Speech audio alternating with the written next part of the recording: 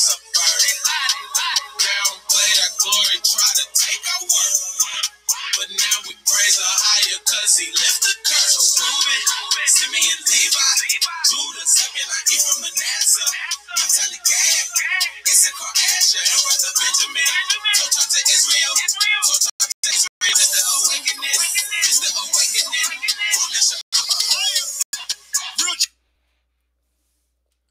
Good evening, brethren. This is Big Judah coming to you guys from California. Before I begin, I want to give all praises to the Most High, Yahweh. I also want to give acknowledgement to the earthly mother, who is wisdom, who is the Holy Spirit. I also want to acknowledge Yahweh Shai. Pray that the Most High blesses this lesson today and gives more understanding of things that have happened to us in the past, things that are happening currently, and the things soon to come on the earth. Wanted to play that that music right there. Actually, listened to that quite a bit from Real Judah. I will leave the link in the description box in case you guys want to listen to that song, The Awakening.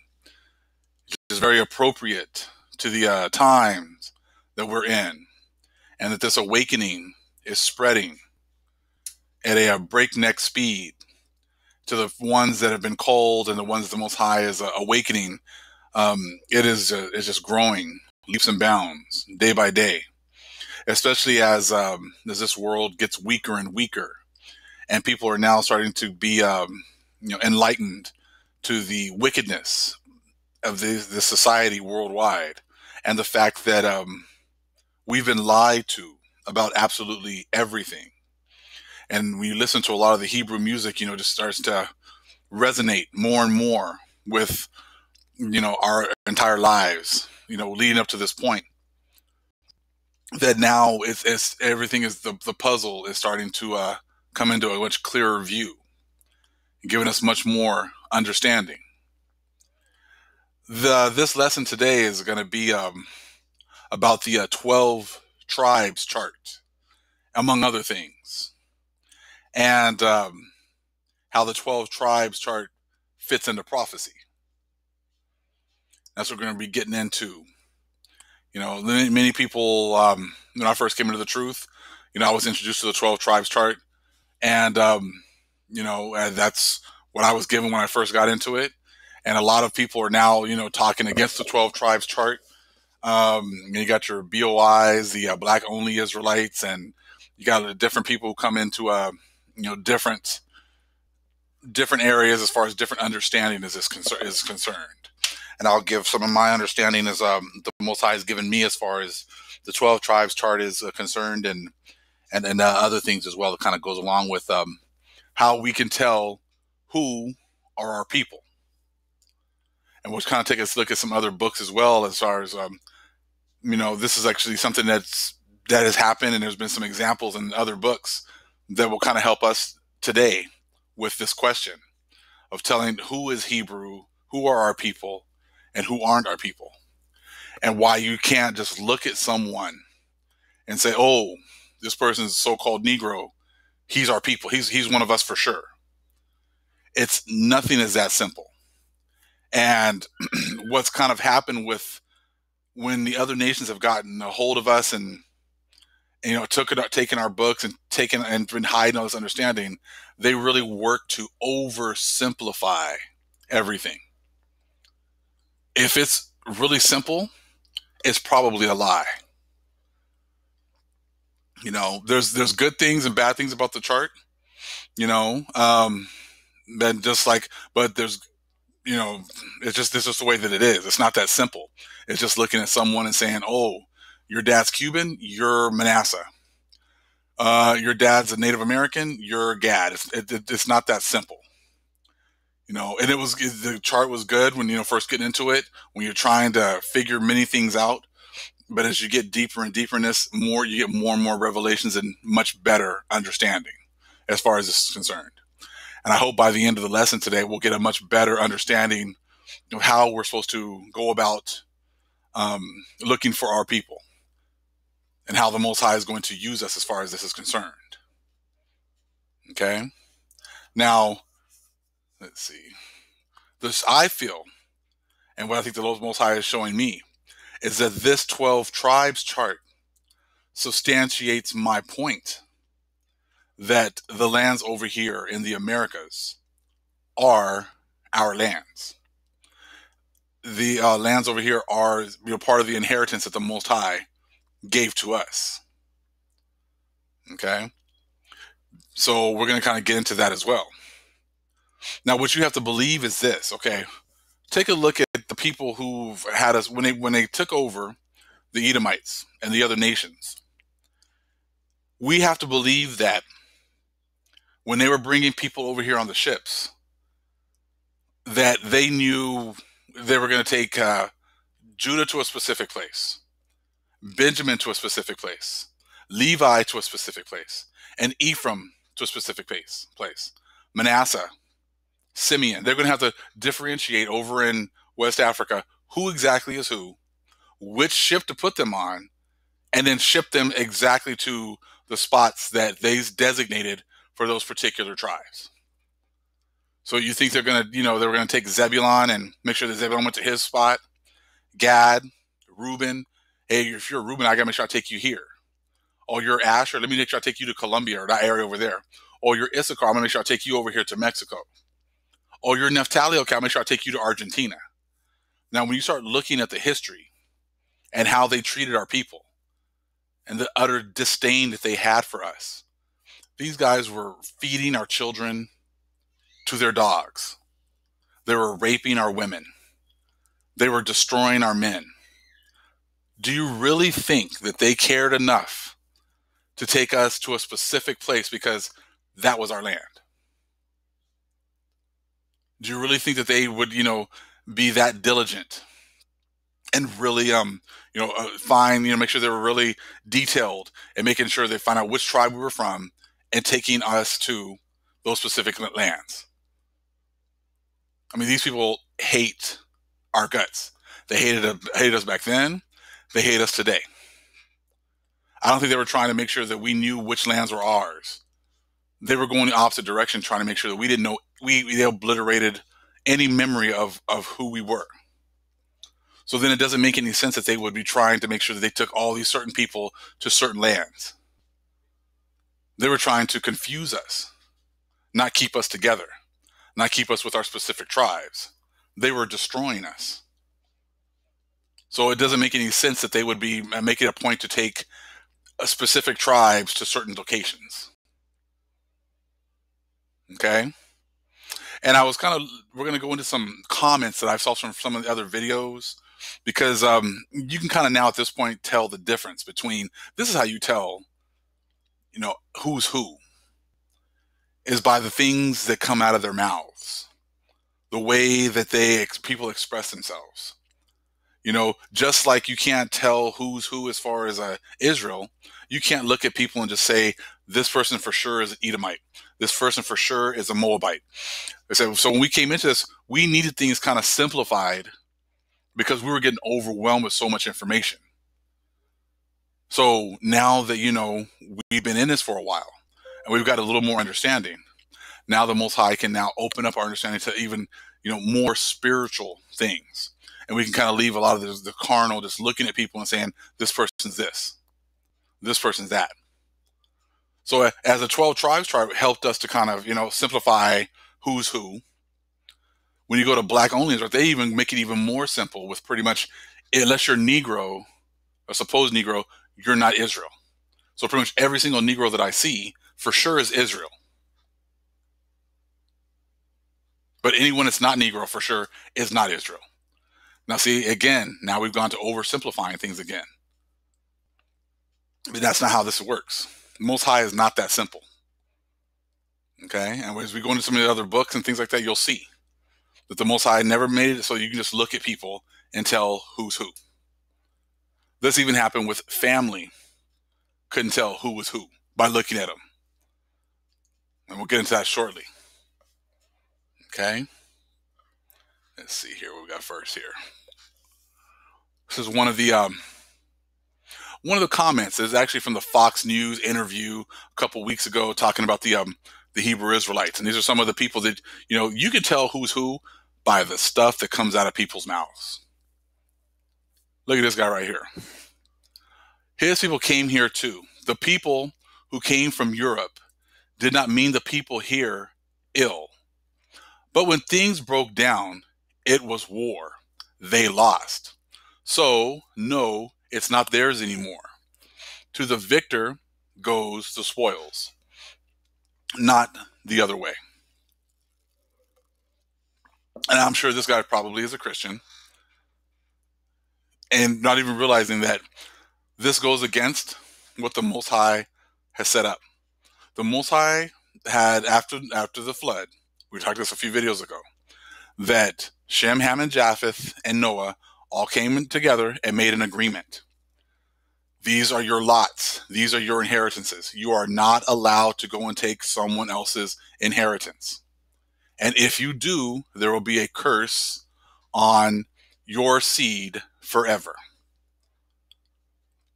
So as you can tell, that's why they hide these books like the Book of Jubilees, because they would know then that what this guy is saying right here is utter garbage.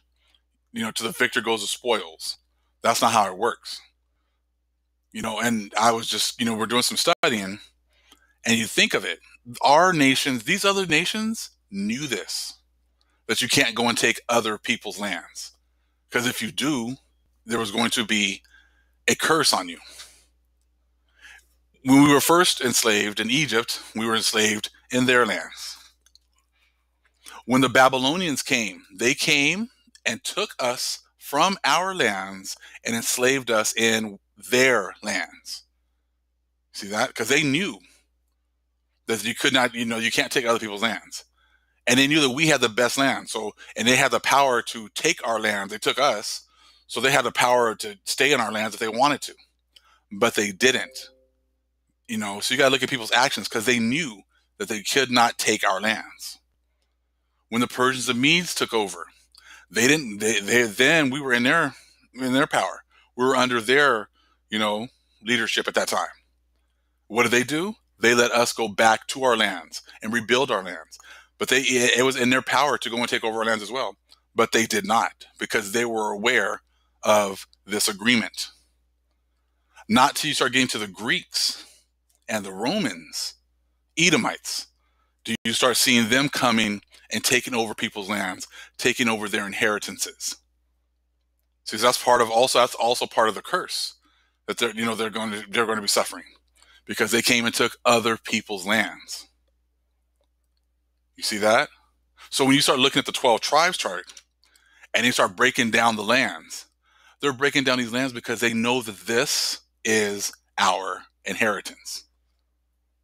It wasn't necessarily because, so it's kind of like they're giving you the information, but they're not telling you that this is your land. How, I know they used Genesis, the end of Genesis, to actually come up with this chart.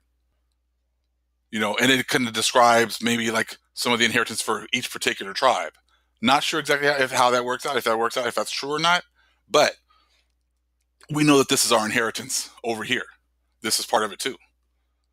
So to sit there and break up the lands into all 12 tribes would make sense, because this is our inheritance. So it's kind of showing you this, but not really telling you that. But not till the end, when the Most High really started to bring things full circle, would you realize that these lands over here are our inheritance. Okay? So like I said, so when, Gentiles say things like this, you can tell, okay, this dude right here, Gentile for sure. He has nothing he doesn't want to hear anything to do with the scriptures, with the inheritance, with how things are supposed to be done orderly, the way the Most High wants. So like I said, this guy, he's showing exactly who he is. Next one. Another one. Just look at what they say. They show exactly who they are. So, and who did we supposedly steal it from? The Israelites, talking about the land, okay? Why were they over here in the first place then? Did Assyria take them and ship them over to America? Then why was Assyria not here with them? Assyria scattered them throughout their own kingdom. They didn't send people to lands they didn't rule over or even know anything about. And if you want to keep harping on stolen land, have you not read the book of Joshua? I'm personally not saying the land was stolen, because God gave the people who lived there a period of time to repent, and they did not. So he gave the land to the Hebrews, which was promised to Abraham. Well, if it was promised, then you're not stealing land. You're taking possession of something that was already yours in the first place. Okay, but I'm going to continue. But I'm just saying, if you really are the Israelites, you have stolen land too, with violence and genocide. It's not stolen. You're reclaiming land that was already given to you. But see, like I said, it's always justification for their actions. They're always looking for some way to justify all the things that they've done. Hey, everyone's done it. Hey, it wasn't just us. Hey, you guys sold, those other black people sold those black people to us. See, it's always trying to divert responsibility and never take responsibility for their actions. The second part here. And then right here it says, and no one is forcing Christianity upon you. We don't live in the Middle Ages. The Protestants have long since rebelled against the marriage of church and state here on earth. You're barking up the wrong tree with that. Most white people have rejected Christianity as well. And the man in this video claims that white people have supposedly created all the other religions to delude black people into forgetting who they really are. Can you not see how delusional that is? How is that even possible? And how have white people been spreading Islam among the black community? What possible benefit is there in that? The whole point of spreading any religion is to keep us from our true power. We're not about religions, okay? We are about our heritage, not any religion. So as long as they get us following any religion, we're going off, doing things we're not supposed to be doing. But like this guy can't even admit that the religions that have been set up are white supremacist religions. He can't even admit to any of this stuff, you know. But like I said, that's what they do. So you can tell as soon as they start talking, as soon as you're having a conversation, they're going to show exactly who they are. They can't help it. It's in their spirit. Okay, that's who they are. They're going to deflect, not take responsibility, and make up anything in order to not take responsibility for anything. Okay?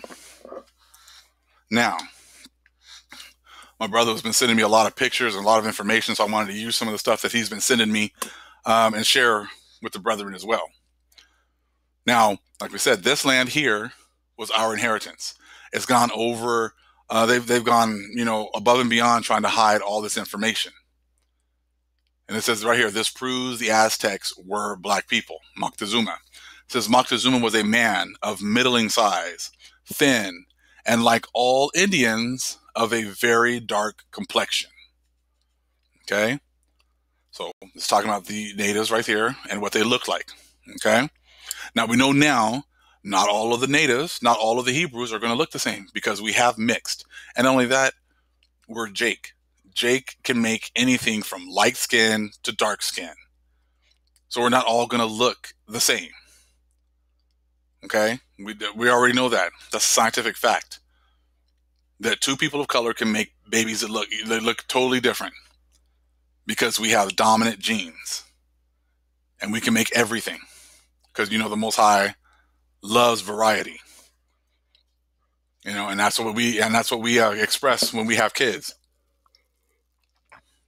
Even my own kids, some of them are lighter, some of them are darker. It just all depends on how, however the Most High wanted them coming out. Okay? Next. This is great information. I wasn't aware of this. So my brother sent me this here, this information. And it's just mind-blowing because, like I said, the puzzle is starting to all come together. Walter Ashby Plecker, developer of Negro and American Indian classification, declared all Indians were of African heritage and helped to initiate the Racial Integrity Act, leading to the purposeful misclassification of thousands of Indians. I'm going to venture to say it's much more than thousands of Indians. Okay? So this guy was the one who pretty much said anyone of color comes from Africa. And but it's not even possible to move that many people. So not only are they moving hundreds of millions of people in a short amount of time, then you're saying not only are they doing that, but they're also making sure that certain people went to certain areas to drop off, their cargo. And that all the people of color that were already here all just died off. That's what they would say. They all just died off because they were weak. So we had to go to Africa to bring more of the stronger slaves over here because all the other natives just died off because, they were weak because of all of the diseases. And yes, many of them did die. But what happened was a lot of them were just reclassified, and it said pretty much anyone of color came from Africa. And that's why at this time they pushed that whole go back to Africa, go back to Africa. So pretty much they can just leave our inheritance to someone else. And that's been the push. And I remember that when I was in high school, I was into Public Enemy and X-Clan.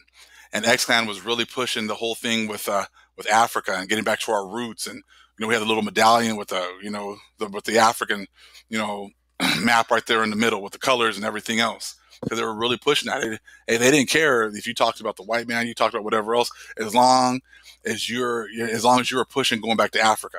They didn't care. You can say whatever you want about Esau, whatever else, as long as your black ass is going back to Africa at the end of this. And that's what they push all the time. Because they don't want us to realize that this here is our land. And that this is our inheritance. And that's all part of the awakening. That's why I played that song, because the awakening of who we are and where our where our inheritance is. And I'm not saying that, I'm sure we have other inheritances in other parts of the world as well. According to that map, half of the lands of the world were given to Shem. So I'm not saying that this is the only place of our inheritance. Okay, there might be some places over there on the African continent, might be some place over there in the Asian continent. We're not sure because a lot of this information is hidden. But I do know for sure that the lands over here are our inheritance as well. Okay? This was some really good information. And it makes a lot more sense now. When you start even with scriptures. You got the Aboriginal American. 1492, we were Indians. Then we were a Negro. Then we were black. Then we were a Negro again. Then we were colored. African American. Black. And then African American. This reclassification is really important. Okay? It says, by changing the identity of the original people to legal fictions on paper, they no longer exist as a people. If there are no people attached to the land, it is considered abandoned. Okay? And number 2 right there, it goes, abandoned land can be utilized and controlled freely by the people who found it. The main reason the original inhabitants are miseducated with the help of religion, the media, legal, and the education system to keep the land in a state of abandonment. And America is the land of opportunities for everyone but the true inheritors, as long as they continue wearing the legal fictions given to them by those coveting their inheritance. That makes so much more sense when you start hearing about our land being desolate, because we don't know who we are, we don't claim our lands, and then they get to claim our lands like they found it, like there weren't millions of people here before they got here. Okay? Now you start looking for the word abandon right there, or desert. Okay, if you deserted the land, synonyms would be abandon, to leave, to give up, to cast off, turn one's back on. Okay? And that's what ended up happening. If we come on down, you got to relinquish. We relinquished the control of our land. Well, the Most High made us relinquish it for the 400 years because that was part of our punishment. Okay? So you start looking at these words and their definitions, you start to see, what these words are talking about. And take a look at this next one right here. We got desolate, synonym to desert. Okay? To leave the land, same kind of thing. Okay? A place deserted of people and in a state of bleak and dismal emptiness. Okay? Now, like I said, there's people here, but we lost control of the land. They have control of the land until the Most High changes that state of, changes that state of ours. And right now, like I said, you start to look at what's going on right now. We had a big a big event today with Trump doing that national emergency. You start seeing like, the nation's getting ready to go to war eventually. You start seeing, all this bad economic news coming out. So you start to see that all these things are changing, and things are never going to be as they were before. It's never going to be like the 50s, the 40s, the 1800s. It's not going to be like that again. Those glory days are done, and the Most High is bringing judgment. Okay?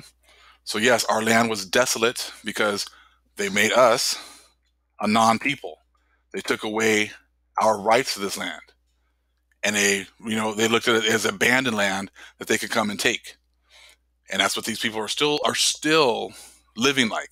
They're still living like in La La Land. They're living in an alternate reality, still acting like this place was abandoned. The Most High had already divided up all the lands after the flood. There were no abandoned lands after the flood. The Most High had given all three sons their inheritance. So if you want to take the original people away, give them new names, give them every information, and justify that in your own head, go ahead and do that.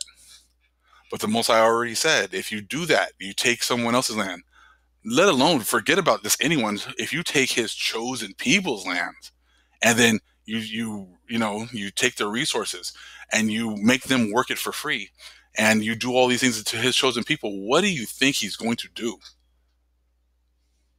when our punishment is up?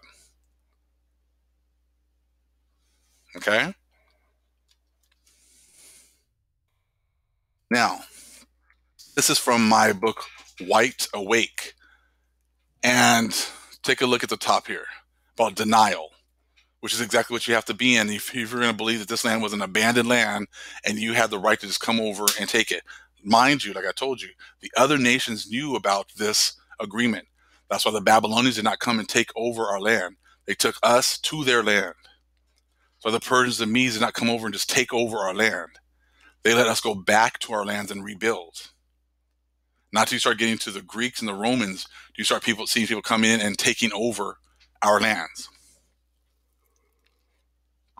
And the revived Roman Empire did exactly the same thing.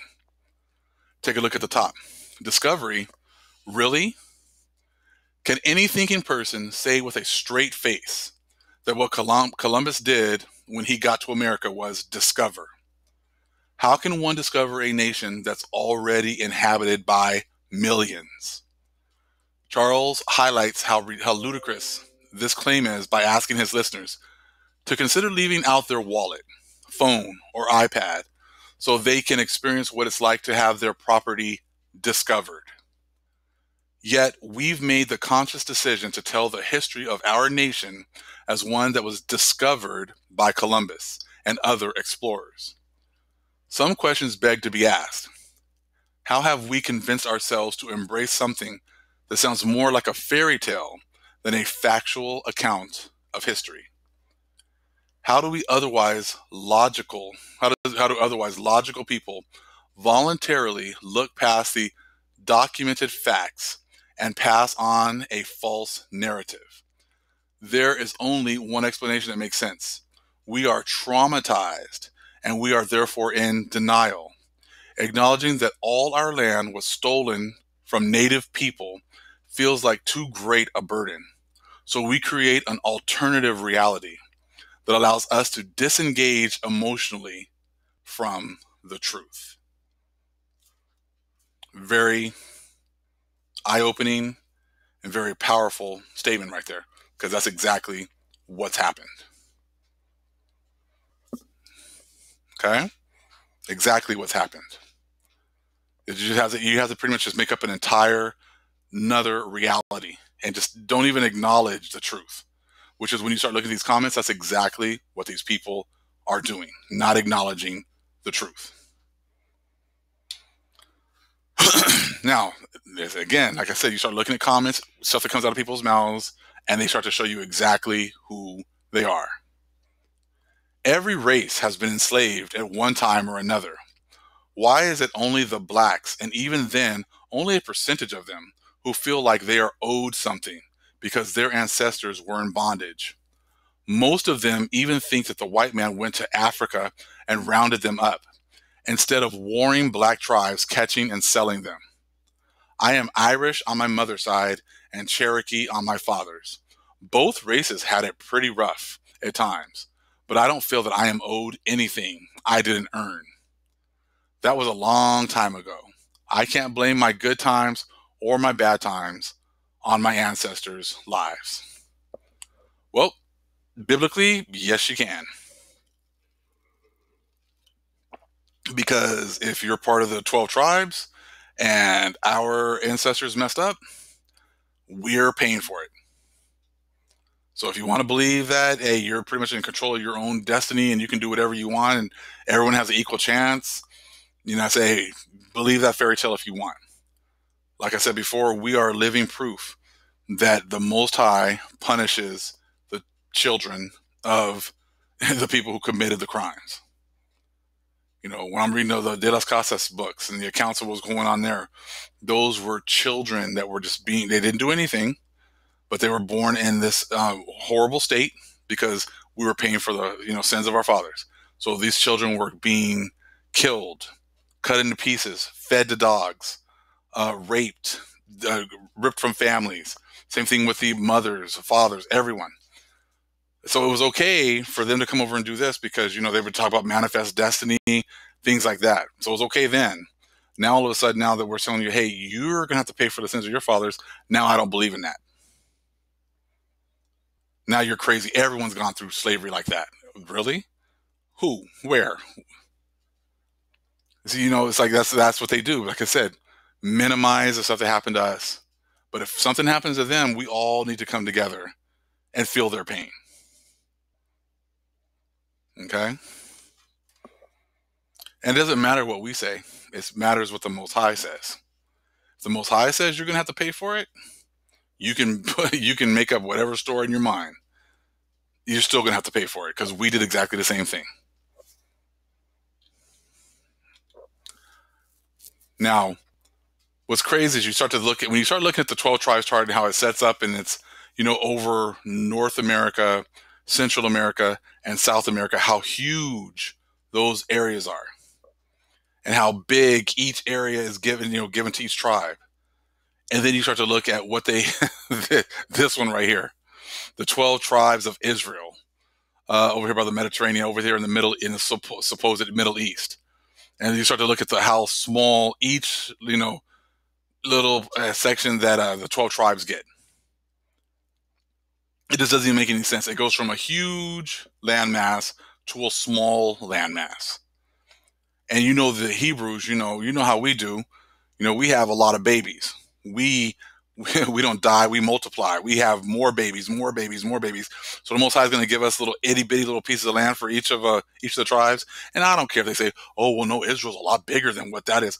I don't care how much bigger you make it. It's still not going to be as big as it is over here. And just like when we were in Egypt and the Egyptians were afraid because even through all of our hard bondage, we were multiplying like crazy. Because you can say, how Hebrews are, so we can look at our women and get them pregnant. And the other nations, they don't have it like that. So the same thing that the Most High is going to give us some little itty bitty little strips of land for all the kids. Talk about how we're going to be like the sands of the sea, but we're only going to get a little bit of land. So it doesn't even make any sense. I said, not at all. Let's read Hosea 1 and 10.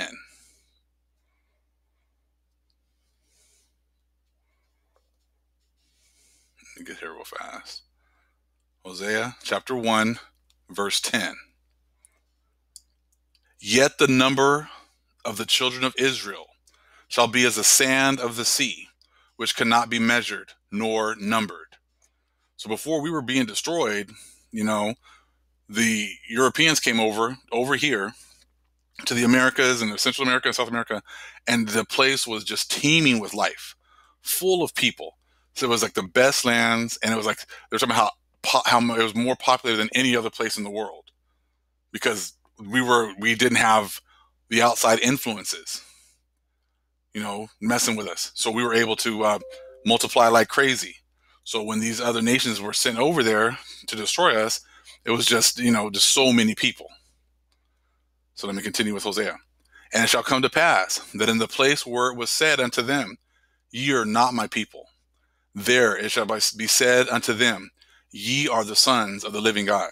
So the Most High was going to destroy us, and that's exactly what he did. He sent the other nations over here, to destroy us. So we went from a huge amount of people to a very small amount of people. Okay? But like I said, in Egypt, we kept on having more and more kids, even under horrible circumstances. So for those, hundreds and hundreds of years that we were over here without outside influences, we're going to have a lot of babies. We're going to have a lot of kids, and we're going to multiply like crazy. Like when we were growing up, we said we don't die, we multiply. That's exactly what was happening with the Hebrews at that time. Especially without not having the outside influences to, all the different wars and everything else. I said, we're going to have a lot of kids. That's exactly what happened. Okay? So, let's see here where we're at right now. Now, this is what the other nations, they love to tell us how we messed up. And this is why we ended up having to, we were being punished.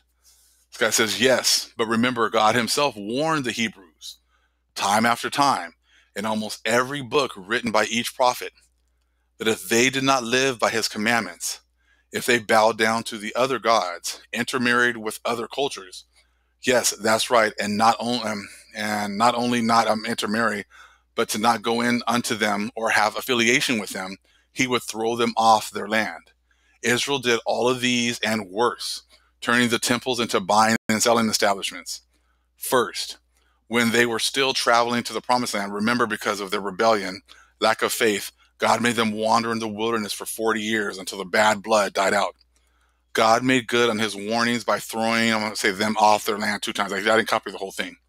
So this guy, Randall Hipps, is, he wants to make sure he throws all of the stuff that we did in our face to justify us having to go into slavery and us having to go ahead and have to pay for our sins.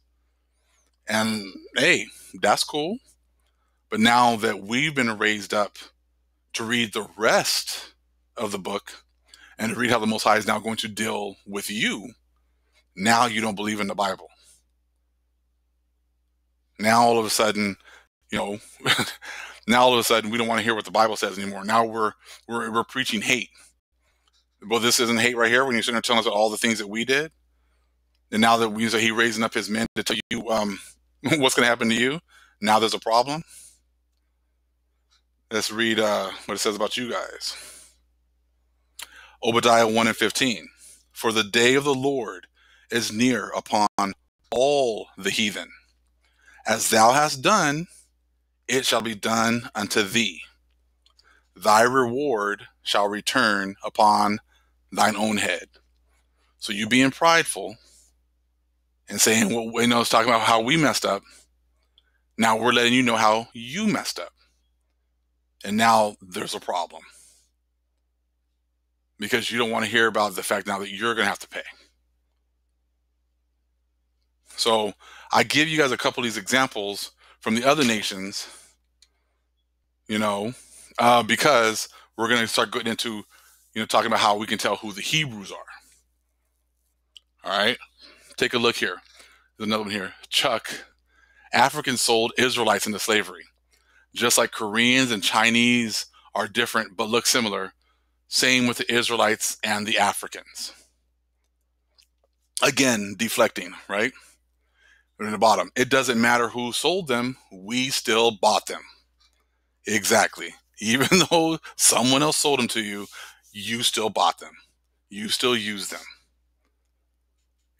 Okay, so it still has to be paid for. All right, but like many people don't want it. They don't want that part. So like I said, when you talk about the other nations, this is how you tell who the other nations are. They will do things like this. They will deflect. They will not accept responsibility. I don't need to look at someone to tell who they are. I'll give them the benefit of the doubt. And trust me, in a conversation, if you start talking about the truth, they can't accept the truth, and they will show exactly who they are. It can't help it. Okay? So like I said, we were warned about the things that if we did this is what was going to happen to us. Now that we're awakening and we're telling other people, I said, because, hey, someone has to tell you guys the truth. Someone has to, because you're not going to get it from others. The others will keep you asleep all the way through. And what I'm seeing is a lot of people, even I've seen even a lot of Gentiles, are waking up to the truth. I was listening to a video by Dana Stevens, and it was talking about another Gentile who had sent him like an email, and was talking about how even a lot of Gentiles are waking up. And I'm seeing that as well. I'll try to leave a link to his video in the description box as well. Because, like I said, the Most High is waking up all the people that he has decided he wants to save. So that's why you can't go off of looks. And we don't know who's who by looking at people. And that's what we're going to get into right now. That's why that chart, like I said, it serves its purpose. You know, you can use it maybe as a basis at times. But what about all the other lands? You know, then it's crazy because if you look at the chart is only looking at the Americas for the most part, right? The 12 tribes here in America. What about all the other rest? What about the rest of the world? It says the Most High's people are scattered everywhere. But like I said, like it just kind of proves my point that they would actually have all 12 tribes assigned to lands here in the Americas. Why? Because this is our inheritance. Now, something we need to look at is why I tell you we can't look at people. You can't look at someone and say, oh, he's Negro, he's Hebrew. You guys are aware that Abraham had many sons. He had Ishmael with Hagar. He had Isaac with Sarah. But then he remarried with Keturah, and I think she had 6 kids. Then Abraham had concubines as well, and they had sons as well. So now you have at least 9, 10 kids, all from the line of seed of Abraham, who all probably look very much alike. But only in Isaac was his seed called, correct? Let's read really quick. Let me take a look at that real quick. Let's go to Genesis 25, 1 through 6. Then again, Abraham took a wife, and her name was Keturah, and she bare him Zimran, Jokshan, and Medan, and Midian, and Ishbak, and Shua. And, okay, let's see here. I'm not going to go through all that. I'm going to skip on down to, let's see. Well, hold on, let me continue. And Jokshan begat Sheba and Dedan, and the sons of Dedan were Ashurim, and Letushim, and Leumin, and the sons of Midian, Ephah, and Epher, and Hanok, and Abidah, and Eldah. All these were the children of Keturah. And Abraham gave all that he had unto Isaac. So yes, he gave everything to Isaac, but he still had other sons. All right. But unto the sons of the concubines, which Abraham had, Abraham gave gifts and sent them away from Isaac, his son, while he yet lived eastward unto the east country. So, like I said, he had at least minimum 9 to 10 kids. And I'm sure they all looked alike. So you got many of your so-called Negroes who weren't from the chosen seed. So that's why you cannot be so quick to sit there and just look at someone and say, "Oh, you're this. Oh, you're for sure. You're Hebrew. You're just making bad choices." And then sometimes you talk to these people and they have no clue. And we don't know if it's because they're not chosen to be awakened, or they're just not even part of the seed in the first place. Okay, so the other nations know this. So, that's why it's easy to get a lot of our people, going the wrong way, to be deceived. Because if you just look at someone's skin color and think that that person for sure is Hebrew because they're dark, you're lying to yourself. Because like I just showed you, Abraham, I don't know how many concubines he had. Okay. And that's a video for another day, because a lot of people sit there and make it sound like, oh, one man, one wife. That was not how it was back then. And it's funny because I see like a lot of people trying to teach, oh, that's the way the Most High wants it. The way it is, the way it was the way the Most High wanted it. He's the one that set it up that way. So if, like I said, he had his wife, he had his concubines, they had kids. So now you have only one child whose actually seed line is the chosen line. So you got all these kids, but only one line is chosen. Okay, I'm not going to read that just yet. So that's why you can't just look at people and say, oh yes, for sure, this person's this, because the Most High, actually Yahushua, actually called the people who were also sons of Abraham. If you weren't from the line, he called them, sons of the devil. So he even calls people who were actually from the line of Abraham sons of the devil. So therefore, you would have a lot of Hebrews or Negroes who are actually sons of the devil, who are actually being used by the devil. Let's read that real quick. Let's go to John. That's why you can't oversimplify. That's why a lot of people get really messed up when they start to try to oversimplify. Oh, I'm gonna look at this person and for sure they're this because they have dark skin, or oh, they have light skin. Oh, they're mixed. They're for sure not our people. I said, come on, man. I said, like I said, oversimplifying things, and that's things that the Gentiles do. We try to see things super simple. That's probably a Gentile point of view. Like John 3:16 says, everybody. Okay, because they like to oversimplify everything. Let me read here John 8:31 and 32. I'm just going to read what's here, okay? Then said Jesus to those Jews which believed on him, if ye continue in my word, then are ye my disciples indeed. And ye shall know the truth, and the truth shall set you free. Okay? They answered him, we be Abraham's seed, and we were never in bondage to any man. How sayest thou, ye shall be made free? So you see, you got people here who are Abraham's seed who were never in bondage. So they didn't go into slavery with us, because the Most High made sure that the people that his chosen seed were the ones who went into slavery into Egypt and all these other slaveries. Okay? Let's skip on down to 37. I know that ye are Abraham's seed, but ye seek to kill me because my word hath no place in you. So see, you got people here, so-called Negroes, I'm sure, who said the word of the Most High is not in them. I speak that which I have seen with my father, and ye do that which ye have seen with your father. Okay? Then they answered and said unto him, Abraham is our father. Jesus saith unto them, if ye were Abraham's children, ye would do the works of Abraham. That's how you tell the people who are doing the works of Abraham. Okay, and continue. But now ye seek to kill me, a man that hath told you the truth, which I have heard of the Most High. This did not Abraham. Ye do the deeds of your father.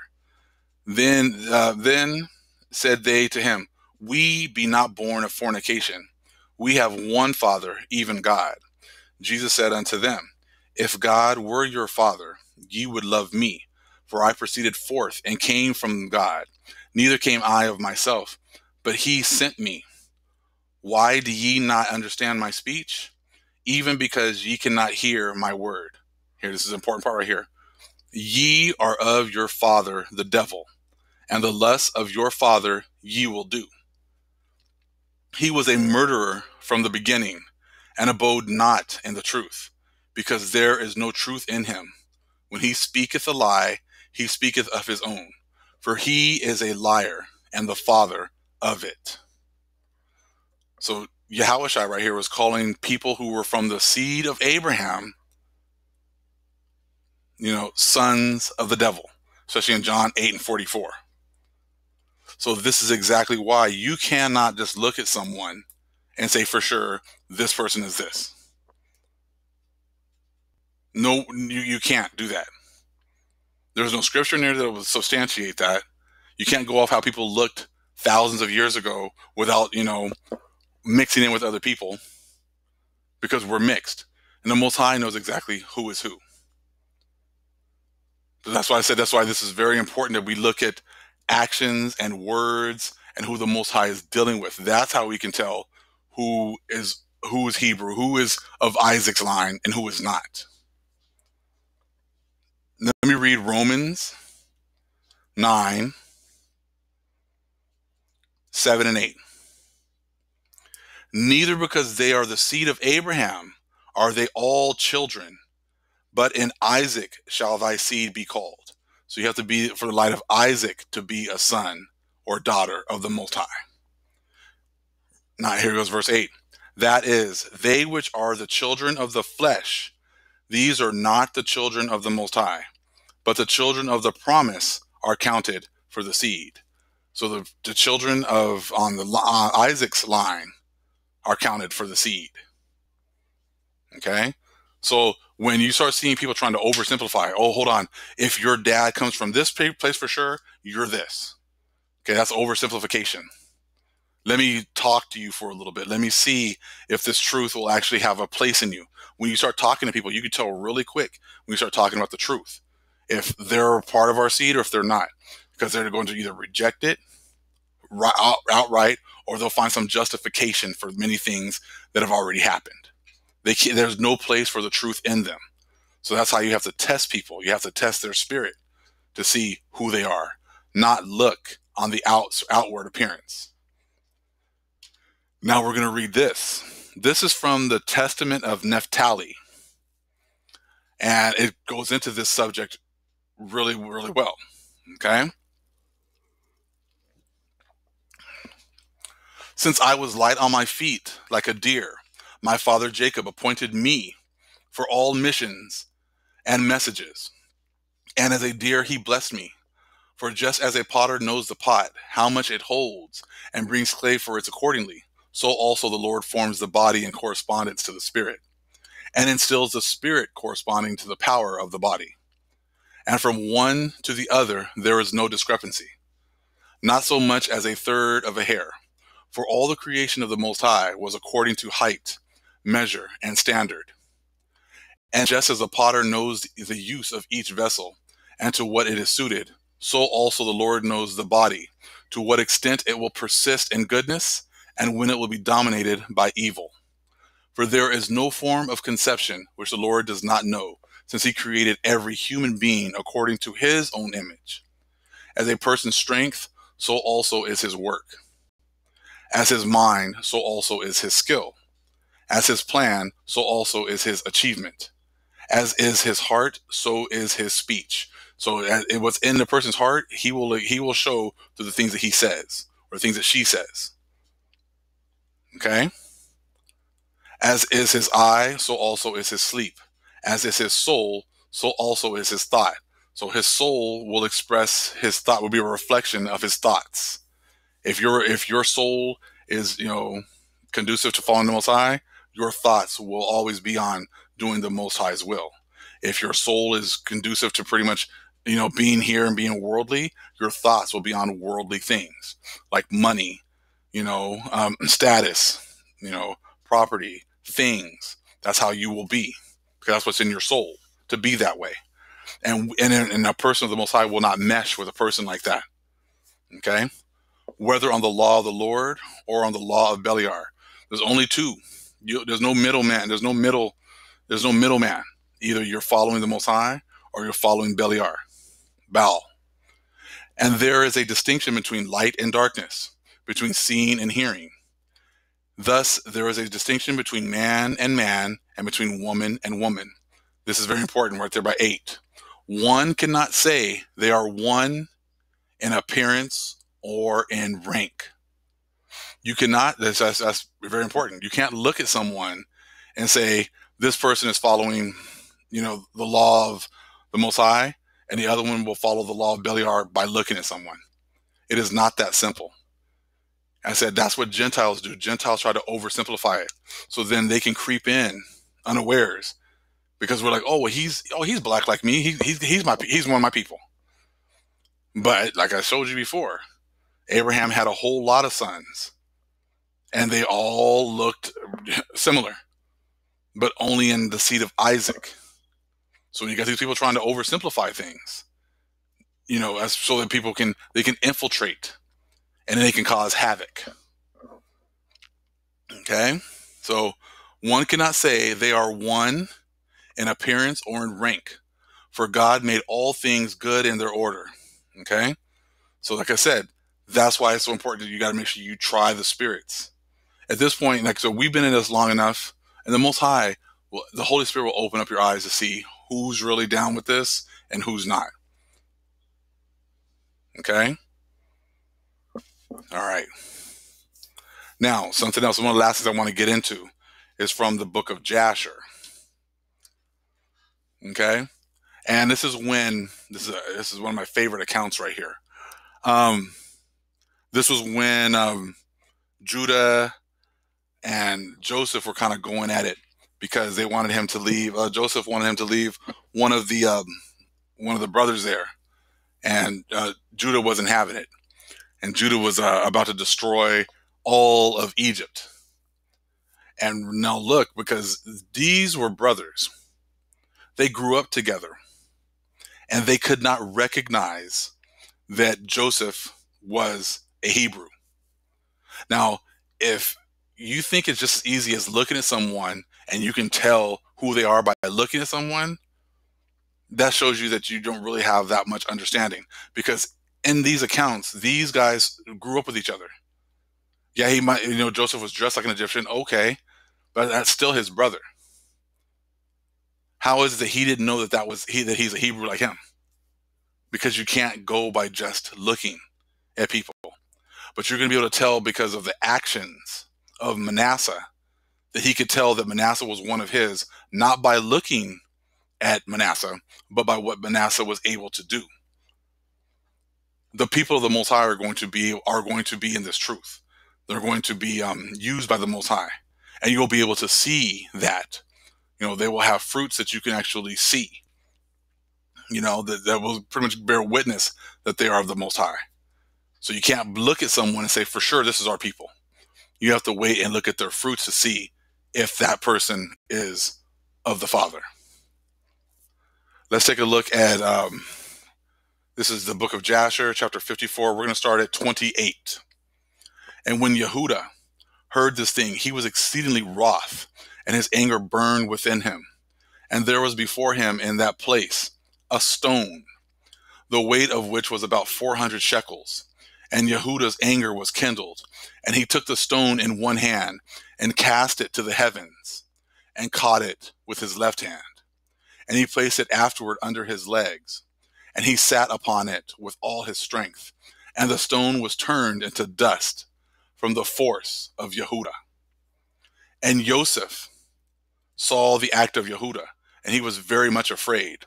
But he commanded Manasseh, his son, and he also did with another stone, like unto the act of Yehuda. And Yehuda said unto his brethren, let not any of you say, this man is, we want to say from Mizraim, but by his doing this thing, he is of our father's family. You see that? He recognized who he was by what he did. That's how he knew that Manasseh was one of them. Not by looking at him. Because by looking at, Joseph, he thought Joseph was Egyptian.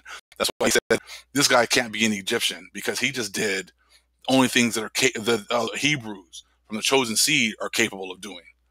You see that? So it wasn't just by looking at him. It was by the actions of Manasseh. Okay? So like my last part there in 30. But by his doing this thing, he is of our families, our father's family. Let me continue. And Joseph said, not to you only is strength given, for we are also powerful men. And why will you boast over us all? And Yehuda said unto Joseph, send, I pray you, our brother, and ruin not your country this day. And Joseph answered and said unto him, go and tell your father, an evil beast has devoured him, as you said concerning your brother Joseph. And Yehuda spoke to his brother Naphtali, and he said unto him, make haste. Remember now, Naphtali was used for, get running and moving fast. Okay, because he was quick. But check this part out right here. And he said unto him, make haste, go now and number all the streets of Mizraim, and come and tell me. Okay, and Simon said unto him, let not this thing be a trouble to you, Now I will go to the mount and take up one large stone from the mount and level it at everyone in Mizraim and kill all that are in it. These guys are getting ready to go to war. They're getting ready to kill everybody in Egypt. Okay. And Joseph heard all these words that his brethren spoke before him, and they did not know that Joseph understood them, for they imagined that he knew not to speak, let's say as Hebrew. And Joseph was greatly afraid at the words of his brethren, lest they should destroy Mizraim. And he commanded his son Manasseh, saying, Go now, make haste, gather unto me all the inhabitants of Mizraim, and all the valiant men together, and let them come to me now upon horseback and on foot, and with all sorts of musical instruments. And Manasseh went and did so. And Naphtali went, and Yehuda had as commanded him. And Naphtali was light-footed as one of the swift stags, and he could go upon the ears of grain, and they would not break under him. So kind of like Flash. So they get a lot of these ideas from these other books. Okay? And he went and numbered all the streets of Mizraim, and found them to be 12. And he came hastily and told Yehuda. And Yehuda said unto his brethren, Hasten you, and put on every man his sword upon his loins, and we will come over Mizraim, and smite them all, and let not a remnant remain. So like I said, these guys are getting ready to go to work. And Yehuda said, Behold, I will destroy thee, 3 of the streets with my strength, and you shall each destroy 1 street. And then Yehuda was speaking this thing. Behold, the inhabitants of Mizraim and all the mighty men came toward them with all sorts of musical instruments and with loud shouting. Now I'm going to stop right there, and I'm going to look for the last part I want to read. You guys can pause it and read the rest of it yourself, okay? Let me see here. Let's see. All right, let's go to 52. Again, you can't go by looking. Look at the actions, okay? Let's look at 52. Actually, I'll start at 51. And they came and told Joseph all the words of Pharaoh that he had said concerning him. And Joseph was greatly afraid at the words of Pharaoh and Yehuda. And his brethren were still standing before Joseph, indignant and enraged. And all the sons of Yaakov roared at Joseph like the roaring of the sea and its waves. And Joseph was greatly afraid of his brethren, and on account of Pharaoh and Joseph sought a pretext to make himself known unto his brethren, lest they should destroy all of Egypt. And Joseph commanded his son Manasseh, and Manasseh went and approached Yehuda. Remember, you didn't read this part, but Yehuda was really upset, and he's just getting ready to fight right now. So this is what he did. He sent his son Manasseh, approach Yehuda, and placed his hand upon his shoulder, and the anger of Yehuda was stilled.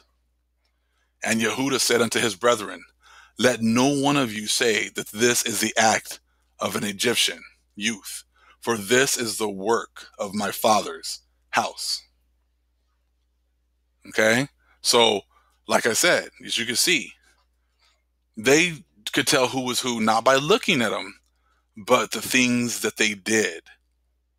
And that's how we have to be as well.